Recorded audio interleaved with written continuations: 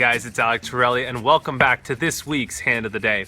I'm taking your hands from my new series, Hello Alec, and we released 5 hands last week, and I picked my favorite one, the one that I thought got the most engagement and you guys liked the most, to ultimately discuss right here and give you my feedback for the Hand of the Day. So I'll give you a little incentive to share your hands with me, and it's a new pathway we're trying here on the channel.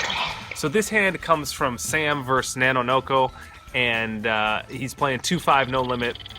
Nanonoko raises on the button to 12.5, and Sam, our hero here in the big blind, makes it 40 pre-flop with 2 5s. He gives a great explanation. I think Sam is really on point this entire hand. Pretty much flawless strategy, made no mistakes, but not only made no mistakes and coincidentally stumbled upon the correct play, but in fact it was the opposite. He actually had the right logic which brought him to the right play, and he was really just completely on point the entire hand. So I wanted to give him props and share his hand here in the Hand of the Day, and also talk a little bit more in depth about the hand and highlight some of Nanonoko's plays and some of the hand range analysis here for you. So we go ahead and make it 40 pre-flop in the big blind, and Nanonoko calls here. So I think 3-betting with 5s is not necessarily the standard play.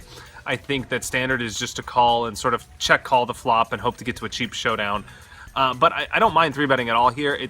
To Sam's credit, he gives a great explanation. It's basically that you give yourself more options to win the hand, and when your opponent just flat calls you pre-flop, his range is sort of condensed to not necessarily premium hands. So it basically shifts the power towards us, whereas when we just flat call pre-flop, the power is in our opponent's hands. We have to check call out of position to him post-flop, and he's sort of in the lead in the hand. Whereas when we 3-bet pre-flop, we can represent all the strong hands that we couldn't have represented if we just called. So it gives us the lead in the hand, and out of position, that's extremely important, and it gives us a lot more opportunity to win the pot with a C-bet on the flop. So props to Sam, great read here, and great play all around. The flop comes King 4-3 with 2 hearts.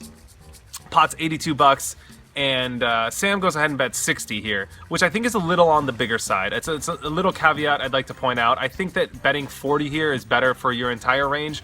It's a pretty dry board, and you don't really need to be betting huge here. You want to give yourself a better price on your bluffs and allow your opponent to make a play at the pot when you have strong hands by betting smaller, maybe allow him to float you more. So I like betting a little smaller here. With specifically 2 5s, it's fine to bet bigger.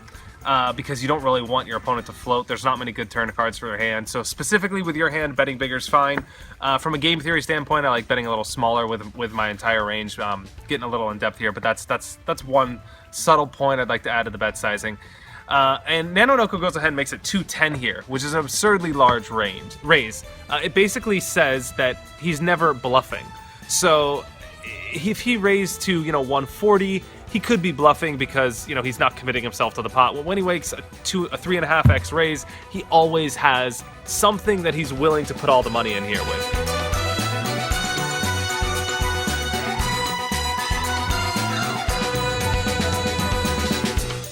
And Sam's analysis, again, I got to give this guy props, man. Your analysis was spot on here, where you said it's really unlikely that, given his raise size, that he has premium hands. His range is sort of divided here, where it's much more likely that he has big draws instead of massive premium hands based on his raise sizing. Now you're going to have to be careful if you're playing against a sharp player like Nanonoko, where he could be on a higher level and really trying to trick you into thinking that and doing that with a bluff, like a value hand and not a bluff. Something like King-Queen, trying to confuse you into thinking he has nothing.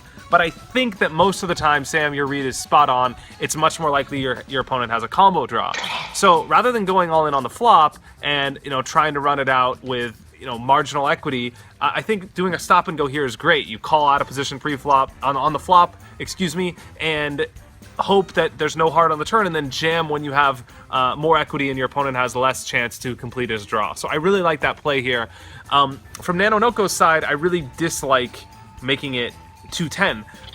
Nanonoko's a great player, and I just think that right here it's a slight mistake, because if your opponent, the hero, is not going to fold 5s, which is the worst hand that is better than Nanonoko's, then it's not a good raise for value. You're pretty much, with a pair of 4s in his spot, he has Queen 4 here on King 4-3, you're never getting your opponent to fold a better hand because your opponent's not folding 2 5s.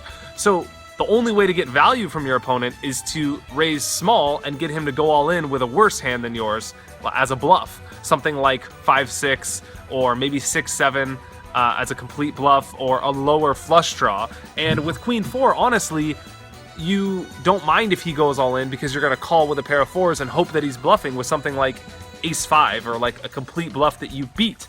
So I don't like raising so big here. With Queen 4, you basically force your opponent to fold all of his bluffs because now he knows you're committed to the pot, and you only let him go all in when he has a better hand than you. So I dislike the 210 here, but props to Sam. Great stop and go, and it worked out well. He hit a 5 on the turn. We go all in now on the turn when we hit our set. We would have done that even if we didn't hit a set, as long as it wasn't a heart. Nanonoko goes ahead and calls with Queen 4, which he's priced into doing, but at the same time, he has a lot less equity on the turn than he would have had on the flop. So a super in-depth hand of the day for you guys today. I'm elaborating on something from Hello Alec, and I think this was a great example by Sam. Props all around to you, my man. Good luck at the 2-5 tables. I believe you're going to crush it. You're a shark. For more of the hand of the day, if you guys like this, subscribe to my channel. I'm putting out a ton of new videos every week. Hand of the day every week for sure. And keep sending me your hands on Hello Alec. I'll choose the best ones and put them right here on the hand of the day for you guys every week. See you guys next time. Cheers.